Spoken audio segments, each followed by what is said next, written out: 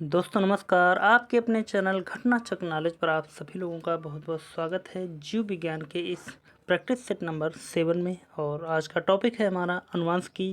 तो यहाँ पर देखेंगे उत्तर प्रदेश पुलिस एग्जाम के लिए अनुवांशिकी के मोस्ट इम्पॉर्टेंट 50 महत्वपूर्ण MCQ फास्ट रिवीजन के तौर पर। तो चलते हैं, शुरुआत करेंगे और देखेंगे हम चैप्टर अनुवांशिकता से संबंधित प्रश्नों के बारे में। चलते हैं, बढ़ते हैं। और पहला प्रश्न है हमारा, निम्नलिखित में से किसे अनुवांशिकी का जनक कहा जाता है? ए डार्विन, बी मेंडल, सी लैमार्क, डी डे ब्रीज। यहाँ पर इन चार ऑप्शनों में से इसका राइट आंसर देखें तो हो जाएगा हमारा ग्रेगर जॉन मेंडल को अनुवांशिकी का जनक कहा जाता है। पूरा नाम है ग्रेगर जॉन मेंडल। अगला प्रश्न, निम्नलिखित में से जीव विज्ञान की कौन सी शाखा आनुवंशिकता तथा विविधताओं के अध्ययन से संबंधित है? ए सूक्ष्म जीव विज्ञान, बी प्रतिरक्षा विज्ञान, सी आनुवंशिकी, डी कीट विज्ञान। चार ऑप्शन यहाँ पर, चारों ऑप्शनों में से इसका राइट आंसर देखें तो हो जाएगा हमारा राइट आंसर आनुवंशिकी। अगला प्रश्न,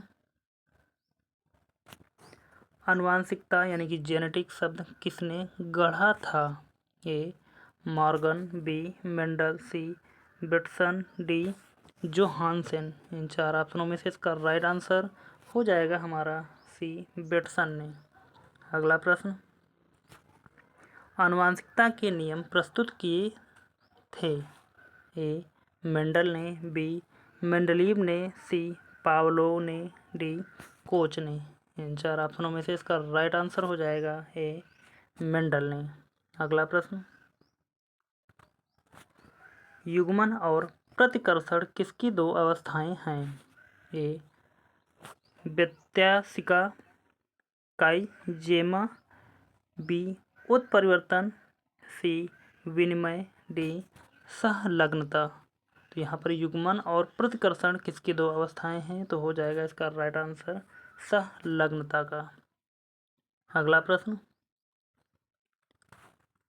जब एक जीन युग्म अन्य इकाई के प्रभाव को छिपाता है तो वह घटना यह कहलाती है?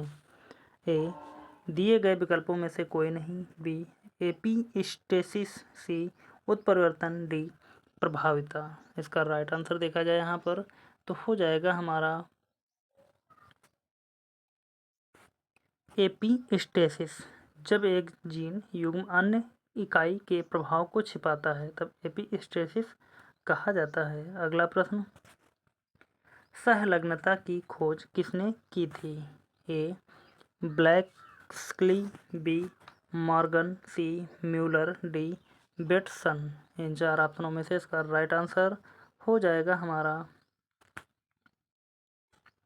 बेटसन ने। अगला प्रश्न, यूफेनिक्स क्या है? ए आनुवंशिकी इंजीनियरी द्वारा सदोष आनुवंशिकता का उपचार, बी जीनों का हेरफेर, सी प्रजाति का सुधार, डी जीवों को प्रभावित करने वाली स्थितियों का अध्ययन। इसका राइट आंसर देखा जाए यूनिफिक्स जो है वह हो जाएगा आनुवंशिक इंजीनियरी द्वारा सदोष आनुवंशिकता का उपचार। अगला प्रश्न, सामान्यतः निषेचन होता है कहाँ? ए डिंब वाहिनी नली में, बी गर्भाशय में, सी ग्रीवा में, डी आच्छादित योनि में। यहाँ पर सामान्यतः निषेचन जो होता है वह हो जाएगा इसका राइट आंसर ए डिंब वाहिनी नली में। अगला प्रश्न, जीन शब्द किसने बनाया था? ए TH मॉर्गन ने, बी WL जोहानसेन ने, सी जी मेंडल ने यानी कि ग्रेगर जॉन मेंडल ने, डी ब्रीज ने। तो यहाँ पर इसका राइट आंसर जीन शब्द जो बनाया था वह हो जाएंगे WL जोहानसेन। अगला प्रश्न, जीन शब्द को गढ़ने से संबंध व्यक्ति का नाम बताइए। ए मेंडल, बी वाल्डेयर, सी मॉर्गन, डी जोहानसन। तो इसका राइट आंसर हो जाएगा हमारा डी जोहानसन। अगला प्रश्न, गर्भाशय या वूम्ब के लिए वैकल्पिक शब्द क्या है? ए यूरेटस, बी यूरेटर, सी वेजाइना, डी वल्वा। इन चार ऑप्शनों में से इसका राइट आंसर देखें तो हो जाएगा यूटेरस। अगला प्रश्न, एमनियोसेंटेसिस भ्रूण परीक्षण पर कानूनी प्रतिबंध लगाया गया है क्योंकि ए इसका प्रयोग भ्रूण के लिंग के चुनाव के लिए किया जाता है, बी यह भ्रूण को हानि पहुंचाता है, सी यह माता के स्वास्थ्य को दुष्प्रभावित करता है, डी यह एड्स जैसी बीमारी फैलाता है। इसका राइट आंसर देखें तो हो जाएगा हमारा राइट आंसर ए इसका प्रयोग भ्रूण के लिंग के चुनाव के लिए किया जाता है। अगला प्रश्न, भ्रूण के पोषण में कौन सी संरचना सहायक होती है? ए पीतक झिल्ली, बी उल्ब झिल्ली, सी गुप्त कोश, डी प्लेसेंटा। इसका राइट आंसर हो जाएगा हमारा प्लेसेंटा। अगला प्रश्न, जीवाणु कोशिका में सूत्रकणिका की संख्या है? ए 1, बी 2, सी अनेक, डी 0। इसका राइट आंसर देखें कि जीवाणु कोशिका में सूत्रकणिका की संख्या है वह हो जाएगी डी 0। अगला प्रश्न, जीवाणुविक कोशिकाओं में नहीं होता? ए कोशिका भित्ति, बी जीवद्रव्यी कला, सी राइबोसोम, डी सूत्रकणिका। तो जीवाणुविक कोशिकाओं में जो नहीं होता है वह हो जाएगा सूत्रकणिका। अगला प्रश्न, एलोसोम होते हैं? ए कोशिकांग, बी पादप हार्मोन, सी एलील, डी लिंग गुणसूत्र। इन चार ऑप्शनों में से इसका राइट आंसर देखें तो हो जाएगा हमारा राइट आंसर डी लिंग गुणसूत्र। अगला प्रश्न, एक सामान्य मानव शरीर कोशिका में गुणसूत्रों की संख्या कितनी होती है? ए 43, बी 44, सी 45, डी 46।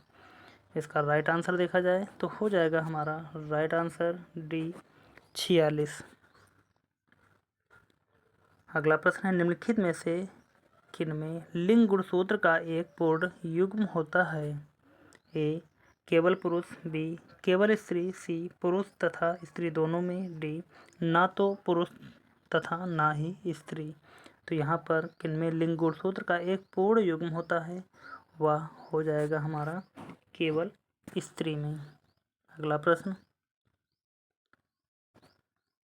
शिशु लिंग किसके गुणसूत्रीय योगदान पर निर्भर करता है? ए पिता, बी माता, सी पिता माता दोनों, डी दादी। इसका राइट आंसर देखें तो हो जाएगा हमारा राइट आंसर पिता। अगला प्रश्न देखते हैं, पुरुष में पुरुषत्व के लिए कौन सा गुणसूत्री संयोजन उत्तरदायी है? A XO, B XXX, B C XX, D XY। तो यहाँ पर पुरुष में पुरुषत्व के लिए कौन सा गुणसूत्री संयोजन उत्तरदायी है? तो वह हो जाएगा XY। आगे बढ़ते हैं और देखते हैं अगला प्रश्न, टर्नर संलक्षण वाले क्रोमोसोम का विवरण क्या है? A 44A plus XO, B 44A plus XXY, C 44A plus XXX, D 44A plus XYY। इन चार ऑप्शनों में से इसका राइट आंसर देखा कि टर्नर संलक्षण वाले क्रोमोसोम का विवरण क्या है? तो इसका राइट आंसर हो जाएगा 44A प्लस XO। अगला प्रश्न, बारपिंड किसमें पाया जाता है? ए शुक्राणु, बी सरटोली कोशिका, सी मादा कायिक कोशिका, डी नर कायिक कोशिका। इसका राइट आंसर देखा जाए कि बारपिंड किसमें पाया जाता है तो राइट आंसर हो जाएगा मादा कायिक कोशिका में। अगला प्रश्न, डाउन सिंड्रोम वाले व्यक्ति अपरिहार्य रूप से किससे ग्रस्त हो जाते हैं? ए, हंटिंगटन रोग, बी, मस्तिष्क का घात, सी, तनिका शोथ, डी, अल्जाइमर रोग।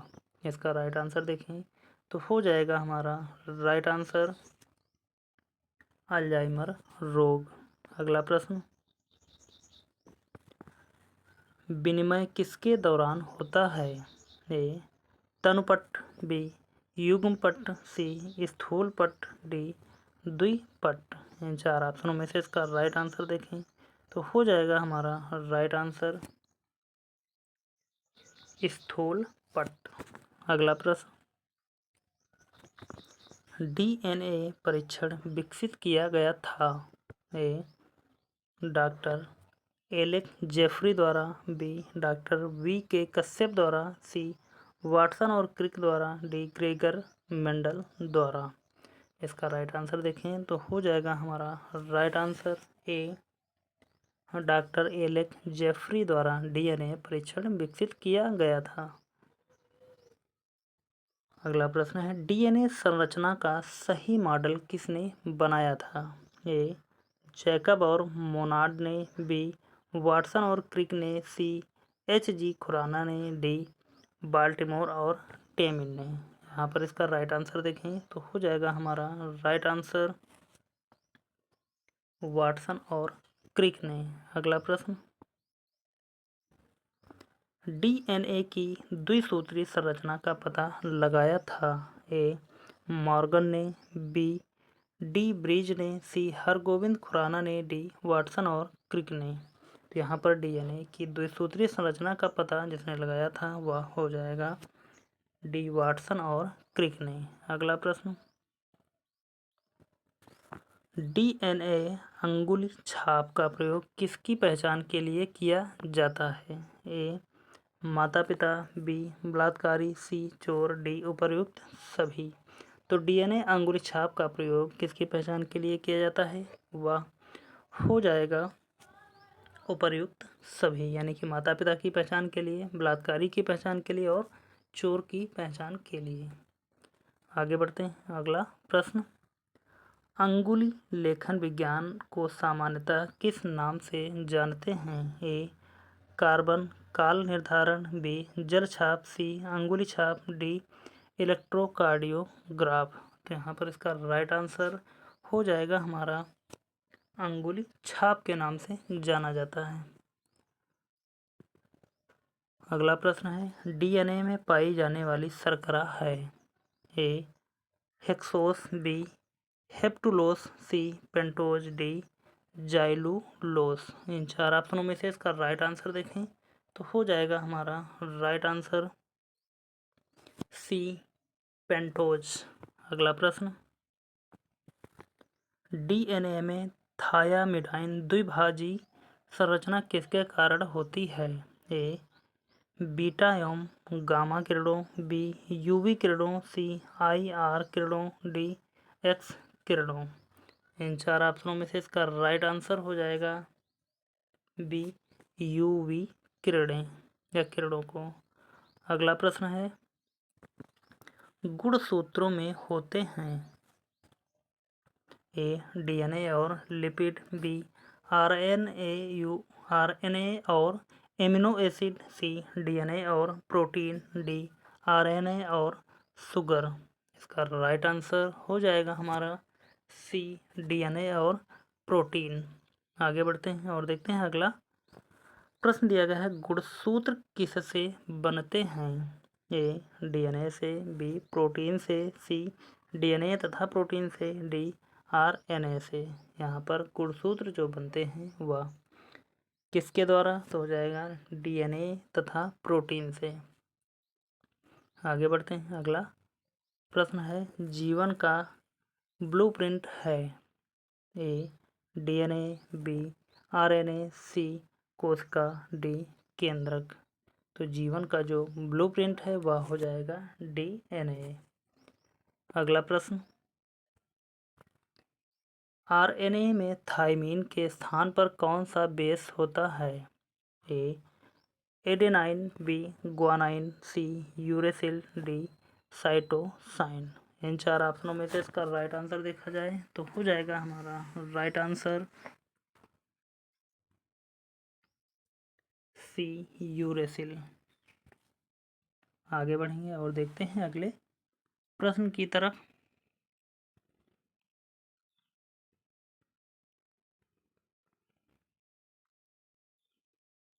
अगला प्रश्न दिया गया है, इन्फ्लुएंजा विषाणु में होता है क्या? ए बराबर मात्रा में आरएनए और डीएनए, बी आरएनए की अल्प मात्रा के साथ डीएनए, सी केवल आरएनए, डी केवल डीएनए। यहाँ पर इसका राइट आंसर देखें कि इन्फ्लुएंजा विषाणु में होता है, क्या होता है? केवल आरएनए। आगे बढ़ेंगे अगला प्रश्न,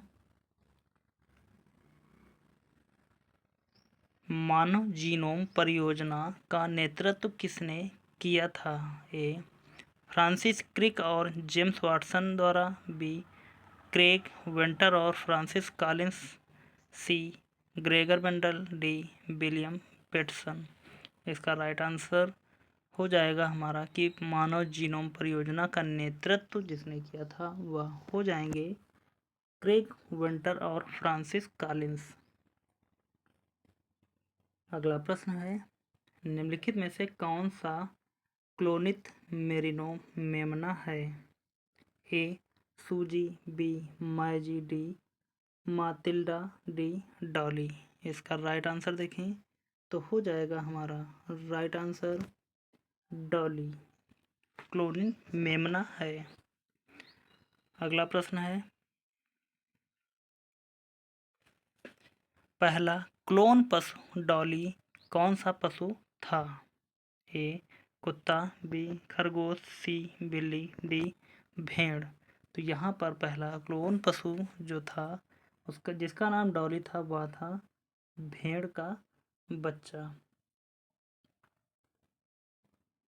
आगे बढ़ेंगे और देखते हैं अगला प्रश्न। यहाँ पर आबादी में जीनों के संग्रह को क्या कहते हैं?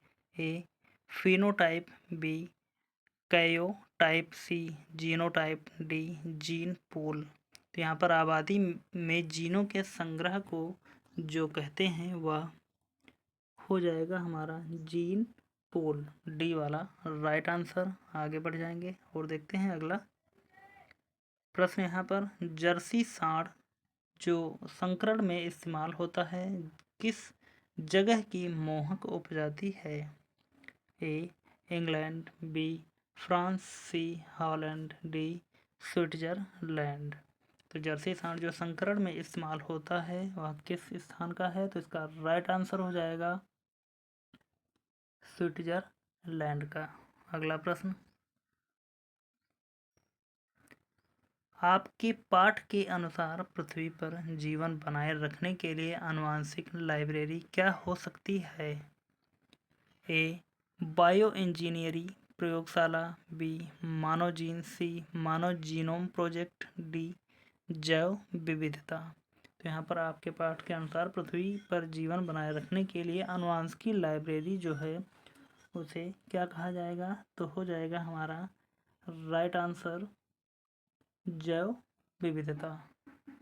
आगे बढ़ेंगे अगला प्रश्न,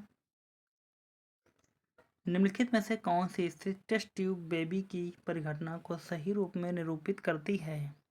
ए जब भ्रूण बनने की प्रत्येक प्रक्रिया टेस्ट ट्यूब में होती है, बी जब भ्रूण का विकास टेस्ट ट्यूब में होता है, सी जब निषेचन बाह्य होता है और विकास आंतरिक होता है, डी जब निषेचन आंतरिक होता है और विकास बाह्य होता है।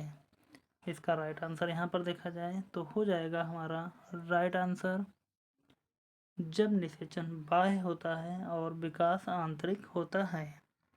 आगे बढ़ते हैं और देखते हैं अगला प्रश्न, 19 से 21 दिन की अवधि का उल्लेख किया जाता है।